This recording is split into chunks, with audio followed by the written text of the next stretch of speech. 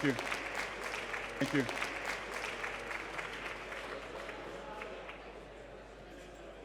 So today I want to discuss the power of mobile IoT and layer 1 blockchains to power the next generation of applications and to form the next generation of operating systems. Just a bit about me. So I'm the blockchain lead for Vodafone. Vodafone is a global communications carrier. We have 27 operating companies, 400 million SIMs around the world. But we also recently became a blockchain company. So we have a new platform which I co-founded in Vodafone called the Digital Asset Broker. And that platform has Web3, which is linked to cellular. And we're powering a new economy of things. So I just want to sort of talk about it. But before that, I wanted to maybe just refer to Mr. Jobs, right, Steve Jobs, who was talking about, the power that we have to change things. The power we have not just to sit back and be a passenger on what's happening in life, but the power we have to really change things. And I think that is more important now than ever before, because at this moment in time, we have technology at a stage that it never was, right? We have Web3 taking off, we have cellular taking off, we have AI and open AI, which is just changing the world. And when you put these things together, the power we have to really make a change in our planet, in our lives, in our businesses, is probably more significant than ever before. So let's take a look at now and the future. So the population is increasing, right? So we've got roughly 8.1 billion people now, increasing to 8.5 billion by 2030. Coming from a mobile phone carrier, also what's increasing is the number of mobile phones. I bet if I looked at the audience here, everyone's got a mobile, maybe some people have two. So we're expecting out of a population of 8.5 billion people, that 8 billion of them, right? So well over 90% of the population will have a mobile phone by 2030. In terms of Internet of Things, connected cars, sensors, we're expecting that we're going to go from 17 billion now to 30 billion IoT connected devices. So roughly every person will have 10 plus devices, wearables, phones, other devices. This one shocked me. Digital wallets. At the moment, there's 4 billion digital wallets, not crypto wallets, digital wallets. 4 billion. So that's roughly nearly 50% of the world's population have a wallet at the moment. And what's interesting is that by 2030, the number of wallets will go to 5.6 billion. That's 65% of the population will have a digital wallet. And then we come to blockchain and layer 1, so our community, our people, 320 million users at the moment. These are cryptocurrency accounts. And the question I'm asking is, what is that going to be in 2030? Right, because the problem we have is adoption. If you look at OpenAI or ChatGPT, they acquired 100 million users in weeks. 100 million users in weeks. Crypto, blockchain, 320 million users. What is it going to be by 2030? And the point I'm making is that could integration with mobile, 8 billion users, with IoT, 30 billion users, with mainstream fintech wallets, 5.6 billion users, be the key to drive the adoption of where we are now in layer 1, blockchain and Web3, to mass adoption? Because that is where you start to really do what Steve Jobs said and really influence life as we know it.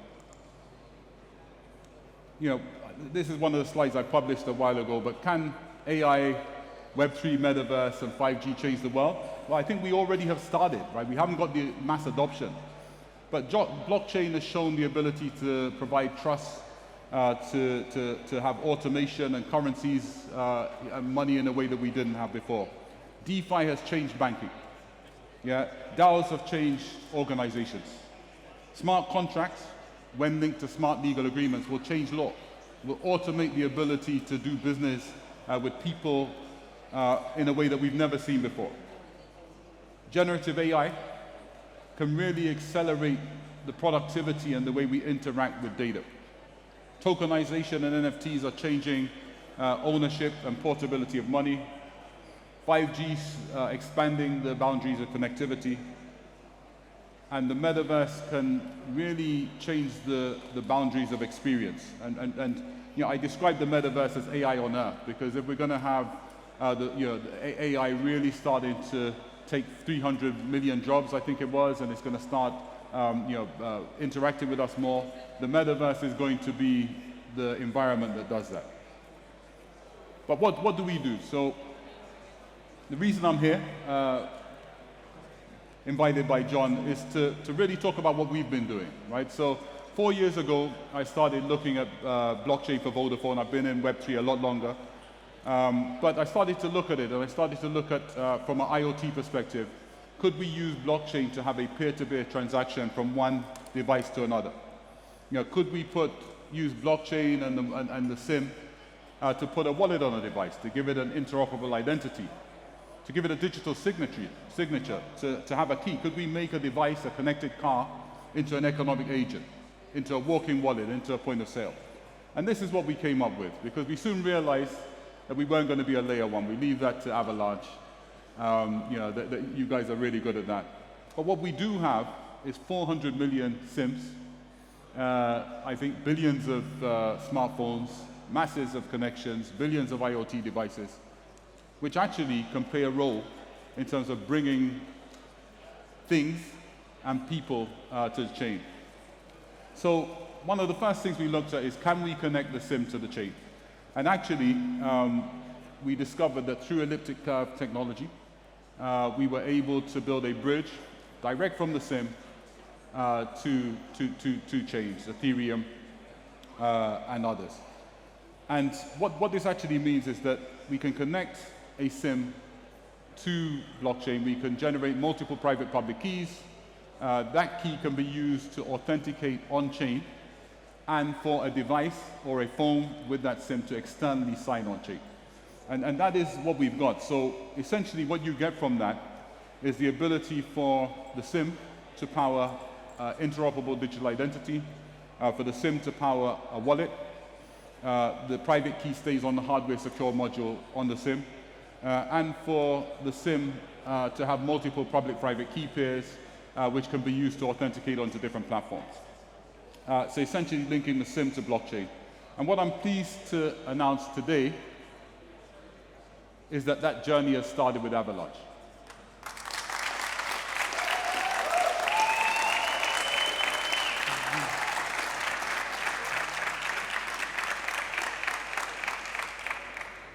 So my colleagues, I think I've got 2 colleagues here with me.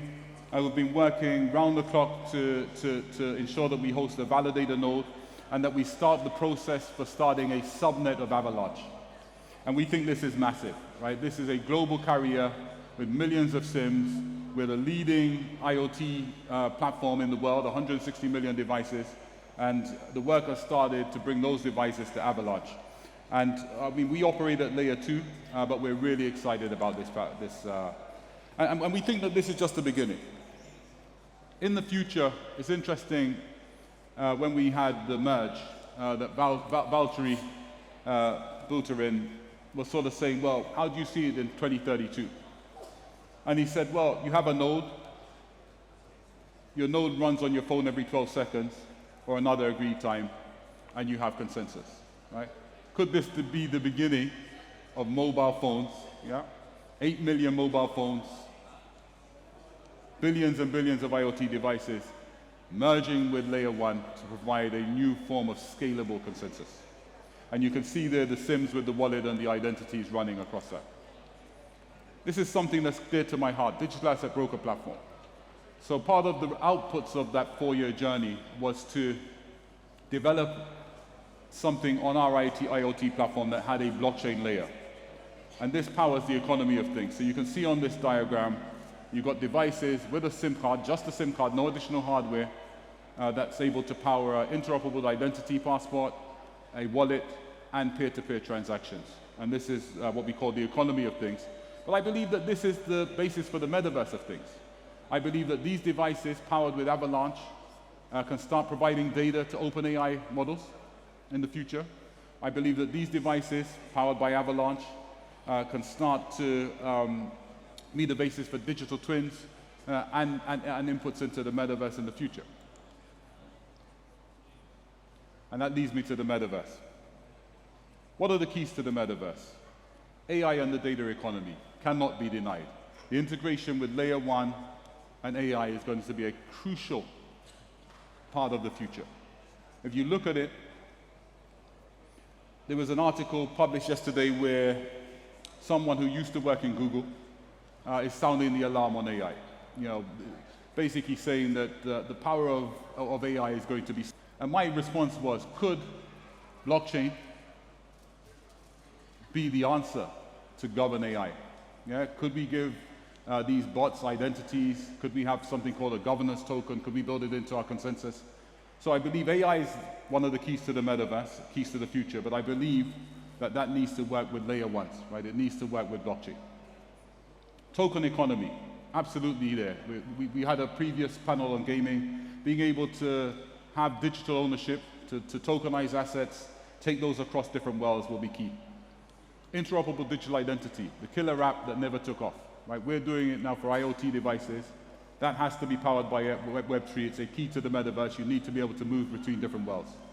The world of wallets, 5.6 billion wallets by 2030. Right? Everybody's going to have a wallet. Those wallets need to be able to take Web3 tokens. They need to be able to take conventional tokens. We need to bridge the world between fintech and conventional Web3 tokens as we move forward. So the world of wallets is coming. It's going to be a key to the metaverse. And again, layer 1s will need to be a power that. 5G connectivity. None of this works without connectivity. That is going to be key. And I believe that the partnership we've announced today is an important foundation to that. And distributed infrastructure, cloud, will also be key. But what does this mean?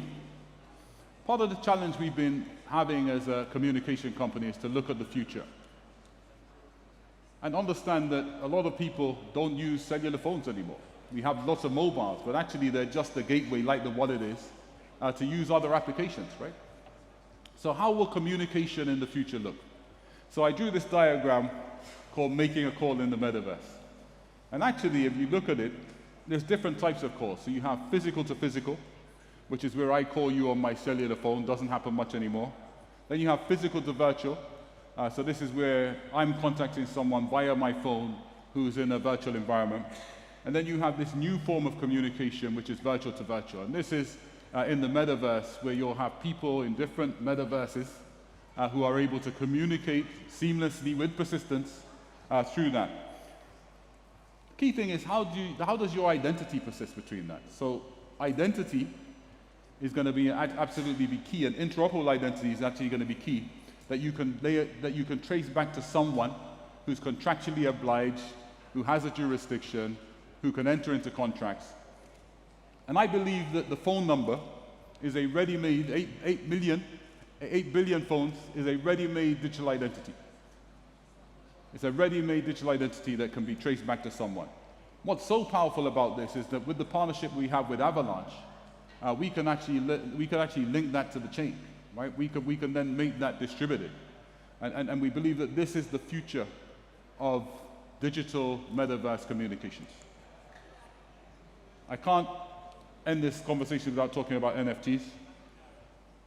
But I think the progress in NFTs has been akin to AI. I think it's the one thing that has not threatened the establishment and that has taken off. And I'm especially impressed with ERC 4907, which is the NFTs with the time-bound feature. And I believe that this is going to be really important as we go forwards in this combination of mobile, IoT, and layer 1 infrastructure. We've recently begun a trial to start issuing an NFT for every IoT device we connect on the platform. Why are we doing this? It's a certificate of ownership.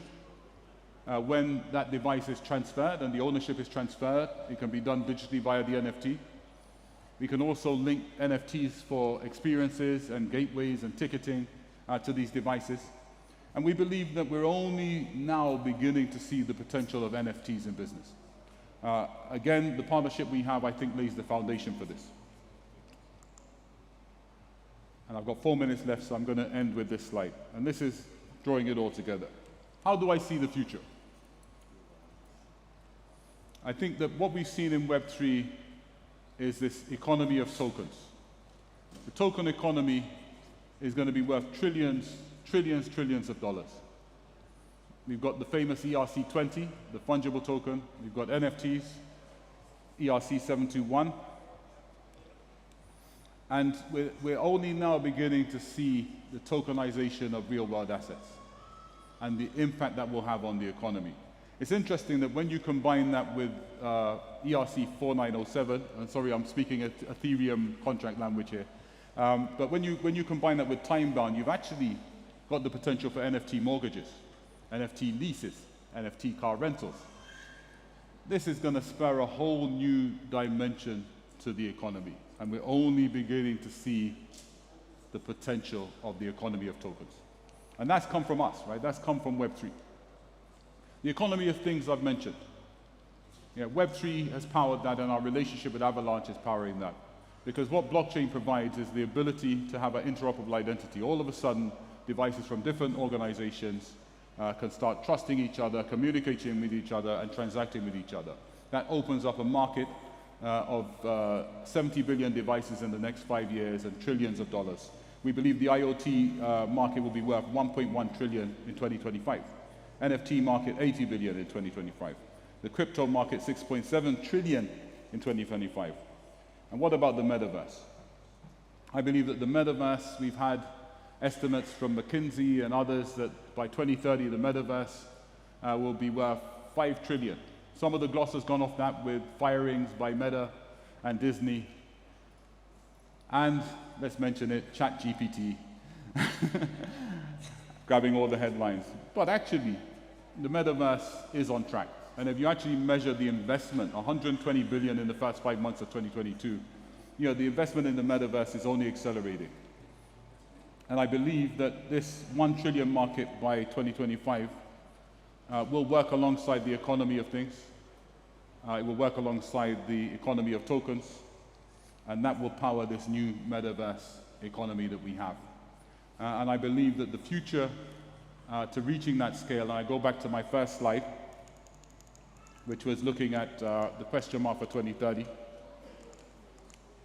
I believe that the future to moving from 320 million users to 20 billion users on blockchain is to integrate with mobile, is to integrate with IoT, is to integrate with wallets and fintech. And that will power a new operating system which will power new applications that will change the world. Thank you.